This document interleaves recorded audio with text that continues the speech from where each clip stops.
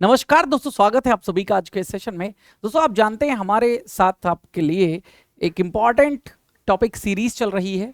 जिस important topic series में आज हम डिस्कस करेंगे on the topic capital charge for operational risk. इसके पहले हमने डिस्कस किया था capital charge for market risk. आज हम ऑपरेशनल रिस्क के बारे में, क्या कैपिटल चार्ज और किस तरीके से किया जाता है, यानी कि बेसिकली इस सेशन में हम बात करेंगे जो रिस्क वेटेड एसेट्स होती हैं on the behalf of operational risk, उनके लिए कैपिटल किस तरीके से चार्ज करी जाती है, कितनी मिनिमम कैपिटल और किस तरीके से ये अपने पास रखनी जरूरी होती है, तो हम उसकी बात आज के सेशन में करेंगे। ये इंपॉर्टेंट टॉपिक सीरीज आप सभी के लिए मोस्ट इंपॉर्टेंट है, क्योंकि ये इंपॉर्टेंट टॉपिक्स से ही जून 2025 में जो बीएफएम का एग्जाम हुआ है प्रश्न पूछे गए हैं, और इसके पहले जो 2024 में एग्जामिनेशन हुए हैं वहां पर भी इन्हीं टॉपिक से प्रश्न पूछे गए हैं।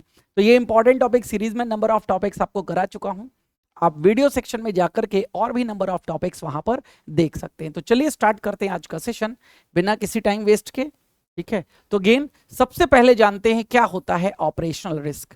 एज पर बेसल गाइडलाइंस हम ऑपरेशनल रिस्क की जब बात करते हैं तो याद रखिएगा पीपल प्रोसेस सिस्टम, यानी कि बैंक के अपने आंतरिक कारणों के कारण, अपने आंतरिक कारण है इंटरनल रीजंस, चाहे उनके पीपल यानी कि एम्प्लॉय, प्रोसेस यानी कि एक बैंक की प्रक्रिया, और सिस्टम यानी कि उनकी प्रणाली। तो गेन प्रक्रिया, प्रणाली और व्यक्ति की वजह से एक बैंक को जो लॉस हो सकता है वो सभी लॉसेस किसके अंतर्गत आते हैं, वो ऑपरेशनल रिस्क के अंतर्गत आते हैं।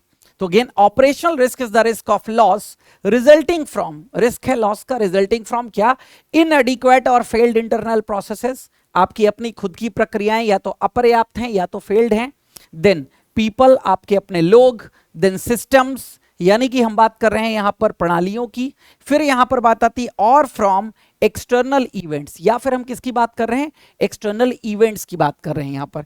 इंक्लूडेड लीगल रिस्क, इसमें लीगल रिस्क को भी इंक्लूड करते हैं, लीगल यानी कि कंप्लायंस रिस्क आप जानते हो। एक्सक्लूड रेपुटेशनल और स्ट्रेटेजिक रिस्क, यहां पर रेपुटेशनल और स्ट्रेटेजिक रिस्क को, यानी कि रणनीतिक और रेपुटेशनल रिस्क को एक्सक्लूड किया जाता है in operational risk as per Basel guidelines, ध्यान रखिएगा। देन आगे समझिएगा, बैंक्स मस्ट एलोकेट कैपिटल, यानी कि hold a capital buffer to cover potential operational losses. अगर ऑपरेशंस की वजह से बैंक को कुछ भी लॉस होता है तो उसके बिहाफ पर एक कैपिटल बफर आपके पास मेंटेन होना चाहिए। इसी कैपिटल बफर को क्या करते हैं हम, कैपिटल चार्ज बोलते हैं बेसिकली। तो Basel norms 3 approaches to calculate capital charge. Operational risk में जब हम कैपिटल चार्ज को लेकर के आते हैं या निकालते हैं तो 3 अप्रोचेस हैं। इन 3 अप्रोचेस के माध्यम से कैपिटल चार्ज को निकाला जाता है। वो कौन कौन सी अप्रोचेस हैं समझते हैं यहां पर। तो गिन, पहली है यहां पर बेसिक इंडिकेटर अप्रोच बोलते हैं, जिसे BIA, ये सिंपलेस्ट मेथड है। इसके अंतर्गत क्या किया जाता है, average gross income over the last 3 years, सिर्फ पॉजिटिव इनकम लेते हैं, यानी कि अगर पिछले 3 वर्षों में किसी वर्ष लॉस हुआ है बैंक को तो लॉस वाली यानी कि निगेटिव इनकम को छोड़ दिया जाता है, सिर्फ प्रॉफिट वाली इनकम को ही लिया जाता है। तो पिछले 3 वर्ष में जो भी प्रॉफिट हुआ है उस प्रॉफिट का एवरेज लेंगे, एवरेज का 15%, एनुअल ग्रॉस इनकम निकल करके जो भी आएगी उसका 15% अमाउंट फॉर ऑपरेशनल रिस्क के लिए चार्ज करेंगे, समझिएगा। दूसरा यहां पर जो अप्रोच होती है यह है स्टैंडर्डाइज्ड अप्रोच, जिसे SA के नाम से जानते हैं।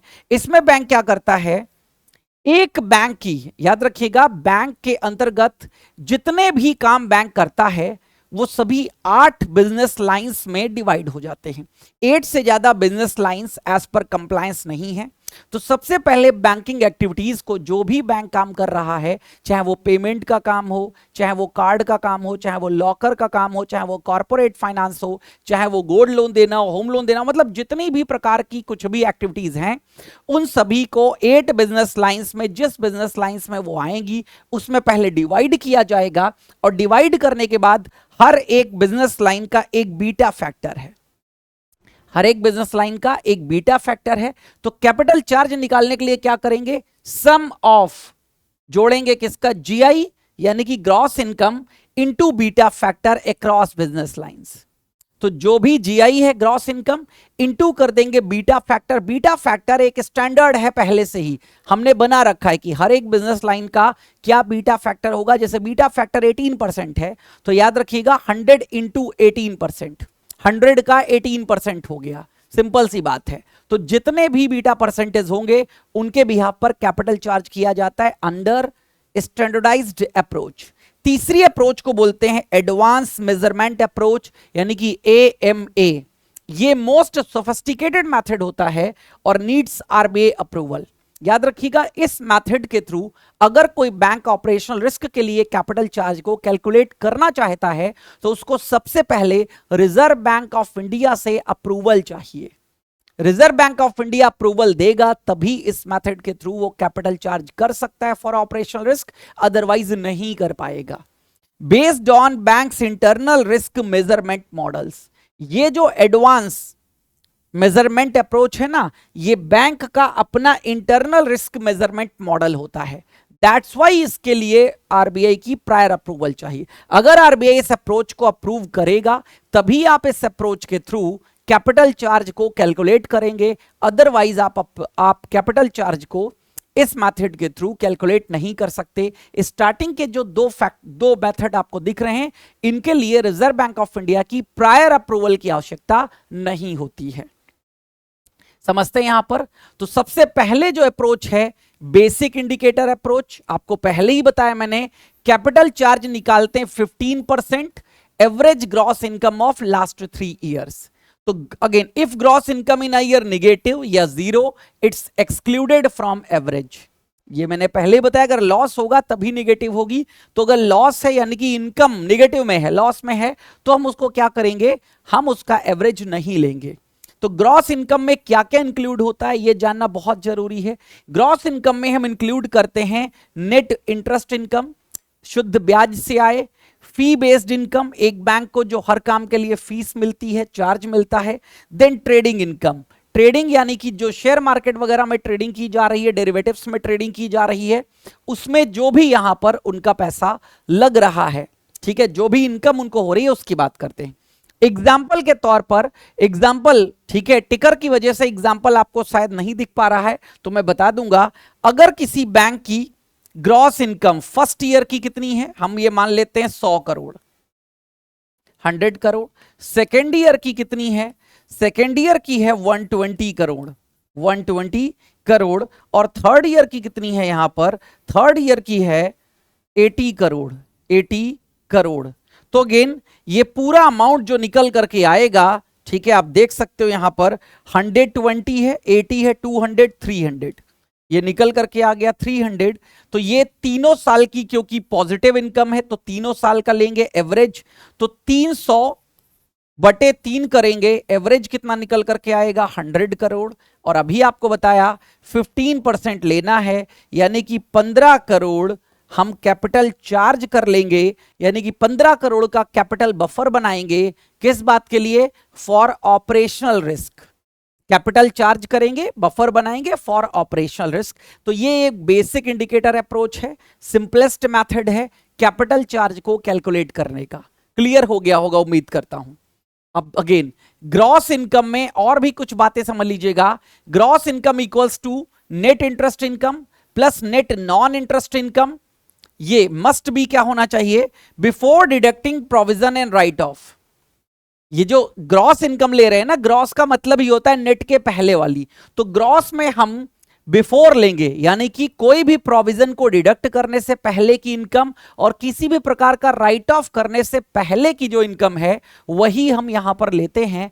अदरवाइज डिडक्ट करने के बाद की इनकम नहीं लेंगे, ध्यान रखिएगा। बिफोर डिडक्टिंग ऑपरेटिंग एक्सपेंसेस, जैसे इंक्लूडिंग आउटसोर्सिंग फीस। तो याद रखिएगा ऑपरेटिंग एक्सपेंसेस के पहले की भी जो इनकम होती है वही यहां पर ली जाती है। तो ये दो बातें ध्यान रखना जरूरी है, क्या करने के लिए, ग्रॉस इनकम के लिए। देन आगे समझिएगा ग्रॉस इनकम से क्या क्या चीजें एक्सक्लूड करते हैं, ये बहुत इंपॉर्टेंट है। एग्जाम पर इसी पर प्रश्न बन जाते हैं कि ग्रॉस इनकम से क्या क्या चीजें आपको एक्सक्लूड करनी है। तो एक्सक्लूड करने के लिए सबसे पहले नॉट इंक्लूडेड क्या क्या, provisions right of from previous years reversal, previous year का कोई भी प्रोविजन या राइट ऑफ है वो ग्रॉस इनकम में एक्सक्लूड कर देते हैं, हम इंक्लूड नहीं करते हैं। Income from sale of movable या इमूवेबल एसेट्स, इसको ग्रॉस इनकम नहीं माना जाता है, तो वो भी हम यहां पर क्या कर देते हैं, हम एक्सक्लूड कर देंगे। देन प्रॉफिट या losses from held to maturity securities, held to maturities यानी कि ऐसी सिक्योरिटीज होती हैं जिनको मैच्योरिटी तक अपने पास हेल्ड रखना जरूरी होता है। तो एचटीएम टाइप की जो भी सिक्योरिटीज हैं उसमें किसी भी प्रकार का प्रॉफिट या लॉस अगर है तो ग्रॉस इनकम से एक्सक्लूड करते हैं। देन लीगल सेटलमेंट गेन्स, यानी कि लास्ट में अगर किसी का कोई लीगल सेटलमेंट हुआ है, उस लीगल सेटलमेंट की वजह से अगर बैंक को कोई गेन हुआ है वो भी एक्सक्लूड कर देंगे। देन इर्रेगुलर और एक्स्ट्रा ऑर्डिनरी इनकम और एक्सपेंडिचर, इर्रेगुलर यानी कि रेगुलर नहीं है, कभी कभी आते हैं, तो इर्रेगुलर या एक्स्ट्रा ऑर्डिनरी कोई अलग ही प्रकार का कोई आय या कोई किसी प्रकार का खर्चा है वो भी एक्सक्लूड कर देते हैं। इनकम फ्रॉम इंश्योरेंस एक्टिविटीज, नहीं दिख रहा है तो मैं बता दे रहा हूं, इनकम फ्रॉम इंश्योरेंस एक्टिविटीज, एक बैंक इंश्योरेंस भी करता है ना, तो इंश्योरेंस की एक्टिविटीज से जो भी इनकम होती है वो भी ग्रॉस इनकम से एक्सक्लूड कर दी जाती है, याद रखिएगा यहां पर, ठीक है, जो भी प्रीमियम रिसीव किया हो वो सब। देन बैंक, अब दूसरी अप्रोच की बात करते हैं यहां पर, स्टैंडर्डाइज्ड अप्रोच। स्टैंडर्डाइज्ड अप्रोच के अंतर्गत मैंने आपको बताया जितनी भी प्रकार की बैंकिंग एक्टिविटीज हैं 8 बिजनेस लाइंस में इनको क्या किया जाता है, डिवाइड कर दिया जाता है। वो 8 बिजनेस लाइंस कौन कौन सी हैं, कॉर्पोरेट फाइनेंस है, ट्रेडिंग एंड सेल्स है, रिटेल बैंकिंग है, कॉमर्शियल बैंकिंग है, पेमेंट एंड सेटलमेंट है, एजेंसी सर्विसेज हैं, एसेट मैनेजमेंट है और रिटेल ब्रोकरेज है। रिटेल ब्रोकरेज, ये 8 टाइप्स की आप देख सकते हो यहां पर क्या है, एसेट मैनेजमेंट के बाद रिटेल ब्रोकरेज यहां पर लिख देता हूं, नीचे नहीं दिख पा रहा होगा, रिटेल ब्रोकरेज, रिटेल ब्रोकरेज ध्यान रखिएगा यहां पर, ठीक है। तो 8 बिजनेस लाइंस ये आपको दिख रही हैं यहां पर, ठीक है। रिटेल, अब इनका सबका बीटा फैक्टर दिया हुआ है, कॉर्पोरेट फाइनेंस में जो एक्टिविटीज आएंगी उनका beta factor 18%, trading and sales 18%, retail banking 12%, commercial banking है 15%, पेमेंट एंड सेटलमेंट की बात करें 18%, एजेंसी सर्विसेज की बात करते हैं 15%, एसेट मैनेजमेंट की बात करते हैं 12% और रिटेल ब्रोकरेज की बात करते हैं तो 12%।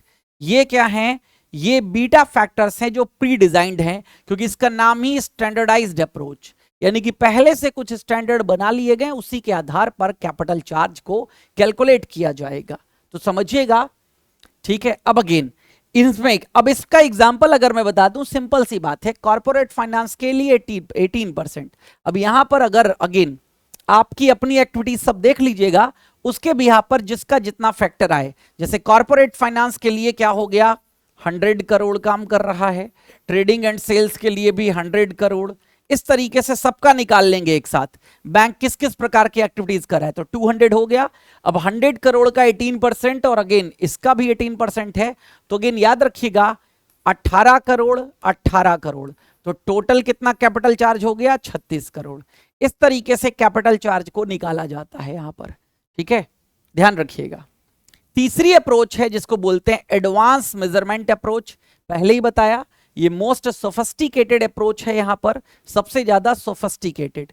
तो समझिएगा बैंक यहां पर इंटरनल मॉडल इस्तेमाल करता है और इन मॉडल्स को प्रायर अप्रूवल अगर आरबीआई से मिला है तभी इनके थ्रू अप्रूवल, मतलब तभी इनके थ्रू कैलकुलेट होगा, अदरवाइज कैलकुलेट नहीं होगा। तो ये internal loss data model, external loss data, scenario analysis, business environment control factors, इन मॉडल्स को इस्तेमाल करके, ठीक है, इंटरनल मॉडल इन सब चीजों को ध्यान में रख करके इस्तेमाल किए जाते हैं। Requires regulatory approval from RBI और more risk sensitive but complex, ये रिस्क को लेकर के ज्यादा सेंसिटिव रहती है अप्रोच, लेकिन कॉम्प्लेक्स यानी कि बहुत कठिन प्रक्रिया है। तो ये 3 प्रकार की अप्रोचेस हैं जिनके through capital charge for operational risk निकाला जाता है। अब समरी में देख लीजिएगा तो बेसिक इंडिकेटर अप्रोच में कॉम्प्लेक्सिटी यानी कि बहुत सिंपल है, तो कॉम्प्लेक्सिटी क्या है, लो है। रेगुलेटरी अप्रूवल की आवश्यकता है नहीं, प्रायर अप्रूवल नहीं है, और फॉर्मूला सीधे है 15% of average gross income. Standardised approach की बात करी हमने, इसमें कॉम्प्लेक्सिटी यानी कि कठिनाई मीडियम में है, रेगुलेटरी अप्रूवल इसके लिए भी नहीं चाहिए, पहले ही बताया था। और सीधे इसका फॉर्मूला क्या है, याद रखिएगा, GI into beta factor business line, ठीक है। देन एडवांस मेजरमेंट अप्रोच, ये कॉम्प्लेक्सिटी हाई है यहां पर, यस आरबीआई अप्रूवल चाहिए। और इंटरनल मॉडल्स इस्तेमाल किए जाते हैं, किसी भी प्रकार का कोई इंटरनल मॉडल हो, जैसे VR model, value at risk model, ये भी इंटरनल मॉडल है बैंक का, इस तरीके से मॉडल इस्तेमाल किए जाते हैं। तो ये समरी टेबल है, ध्यान रखिएगा इन तीनों अप्रोचेस के बारे में। इन तीनों में से किसी एक अप्रोच का इस्तेमाल करके बैंक कैपिटल चार्ज निकालता है for calculating capital charge for operational risk. अब एक इंफॉर्मेशन आप सभी लोगों के लिए, डबल बेनिफिट सेल आ चुकी है, आप सभी लोग डबल बेनिफिट सेल के साथ में जुड़ जाइए। आपको महापैक्स पर और जो जेआईबी सीआईबी के पैक्स इस समय हैं उन पर बहुत ही बेहतरीन डिस्काउंट मिल रहा है। चलिए जानते हैं क्या क्या है डिस्काउंट। तो 60% ऑफ मिल रहा है आपको महापैक और लाइव बैचेस पर। एडिशनल 200 रुपए का ऑफ मिल जाएगा कूपन इस्तेमाल करने पर अगस्त 200। ये अगेन अगस्त 200 नाम का कूपन है, इसको इस्तेमाल करने पर ऑफर जो वैलिड है, ठीक है, 31 अगस्त तक वैलिड है। कब तक वैलिड है? 31 ऑफ अगस्त, 31 अगस्त तक आज से शुरू हो गया है। देन अगेन सीआईबी का अगर महापैक आप लेते हैं, महापैक जिसमें 15 प्लस बैचेस इंक्लूड्स हैं, 200 प्लस क्लास नोट्स हैं, 2000 प्लस लाइव क्लासेस हैं, देन 500 प्लस मॉक्स क्विजेज और नोट्स हैं, 24/7 डाउट सपोर्ट मिलेगा। ये इसके फीचर्स हैं। 24 मंथ के लिए मात्र 6799 में, 12 मंथ के लिए 4799 में और 6 मंथ के लिए 3299 में ये पैक जो है वो अवेलेबल है। वैलिडिटी आपको बता ही दी मैंने, ठीक है। यहां पर भी अगस्त 200 इस्तेमाल करेंगे तो एक्स्ट्रा 200 ऑफ आपको मिल जाएगा। देन जीआईबी सीआईबी दोनों को मिला के जो महापैक है ये सबसे इंपॉर्टेंट है। अगर आपने भी जीआईबी और सीआईबी दोनों क्लियर नहीं किया है और जीआईबी का फॉर्म इस बार का भर दिया है, ठीक है, और जीआईबी से तैयारी शुरू करने जा रहे हैं, तो जीआईबी पहले क्लियर करेंगे, बाद में आपको सीआईबी की भी तैयारी करनी है, तो भाई अभी से ले लीजिए 2 साल की वैलिडिटी वाला 7199 यानी कि 7199 में आपको ये 2 साल का पैक मिल जाता है। 12 मंथ के लिए 5299 का है और ये दोनों के लिए, ये 6 मंथ नहीं है क्योंकि 6 मंथ में आप जीआईबी ही क्लियर कर पाओगे, सीआईबी क्लियर नहीं कर पाओगे, दैट्स वाई मिनिमम 12 मंथ का अवेलेबल है। यहां पर भी अगस्त 200 इस्तेमाल करिएगा, एक्स्ट्रा बेनिफिट मिल जाएगा। देन सीआईबी फाउंडेशन बैच जो कि दिसंबर 2025 के लिए है, इसमें भी डबल बेनिफिट आपको मिल रहा है। 2299 ये इसका प्राइस है इस समय का, ठीक है, ध्यान रखिएगा। यहां पर भी आपको सीआईबी के सारे बैचेस आपको मिलेंगे। दिसंबर 2025 में जो एग्जाम है उसके लिए टारगेट किया गया है, अगस्त 200 याद रखिएगा यहां पर भी। देन इंडिविजुअल बैचेस भी हैं यहां पर, जैसे एबीएम का बैच 599 में आपको मिलेगा। देन बीआरबीएल का बैच भी 599 में आपको मिल जाएगा। देन बीएफएम जो मैं आपको कराऊंगा 599 में आपको मिल जाएगा। और अगेन सीआईबी की, अगेन सीआईबी एचआरएम ये इलेक्टिव सब्जेक्ट है 599, ठीक है। देन एबीएफएम, अब बात कर रहे हैं एबीएफएम 599 है। देन सेंट्रल बैंकिंग की बात करें, ठीक है, ये भी इलेक्टिव है 599। देन सीआईबी रूरल बैंकिंग की बात करें, इलेक्टिव है 599 में। देन रिस्क मैनेजमेंट ये भी 599 में ही आपको मिल जाएगा। तो ये सब कुछ है आपका बेनिफिट में कवर्ड। अभी जाइए, जाना कहां है, pw.live क्लिक करिएगा, गवर्नमेंट एग्जाम सेक्शन में जाइएगा, गवर्नमेंट एग्जाम, ठीक है, वहां पर क्लिक कर दीजिएगा, देखेगा आपको जेआईबी सीआईबी, बस यहीं पर आप जाएंगे, आपको ये सारे बैचेस लाइव दिख जाएंगे, आप यहां से परचेज कर सकते हैं। तो हमारी आपकी मुलाकात होगी अगले सेशन में, तब तक मुझे दीजिए इजाजत। Thank you, thanks a lot.